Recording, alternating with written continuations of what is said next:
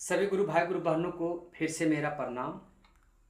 एक और कमेंट आया भैया कि हमारे घर में एक ही माला है, तो क्या हम एक ही माला से घर के सभी सदस्य प्रणाम कर सकते हैं कि नहीं? इस पे क्या विचार कर देना चाहते हैं? सभी भाई बहन को सत्यनारायण गुरु भाई का प्रणाम। जैसा कि अभी वीरेंद्र भाई ने एक जिज्ञासा रखे हैं कि मेरे घर में एक ही माला है, उस माला से हम घर के सारे सदस्य प्रणाम कर सकते हैं या नहीं।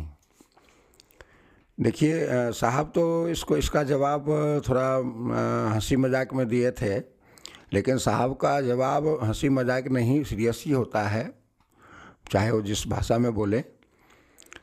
साहब कहते थे कि अरे घर में एक लेटरिन है तो उसमें बारी बारी से सभी जाते हैं कि नहीं जाते हैं।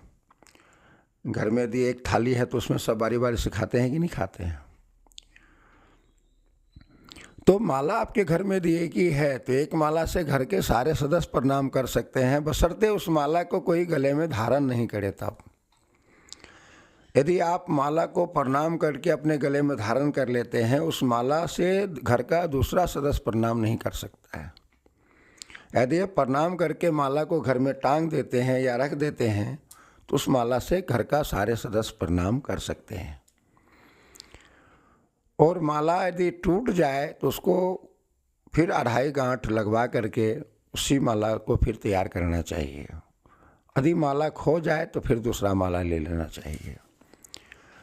बहुत लोग का कंगन भी टूट जाता है तो उसको फेंक देते हैं या छोड़ देते हैं। बहुत डर लगा रहता है, बहुत का जिज्ञासा आते रहती है। तो जब हम लोग भी सुनते हैं तो हमने कहा कि देखिए कंगन यदि टूट जाता है, धागा है, तो उसको फिर से आप गूंथ करके वही कंगन को पहनिए। कंगन बदलने का चीज़ नहीं है। खो जाए तब आप दूसरा ले लीजिए, 20 रुपये में मिल जाता है। यदि टूट जाता है उसको गूंथ करके पहन लीजिए। 12 दाना आपका गिनती के साथ होना चाहिए, दाना कम ज़्यादा नहीं होना चाहिए। बहुत भाई बहन का हम देखते हैं कि 11 दाना भी पहन लेते हैं, कोई 13 दाना भी पहन लेते हैं, कोई ज़्यादा भी पहन लेते हैं।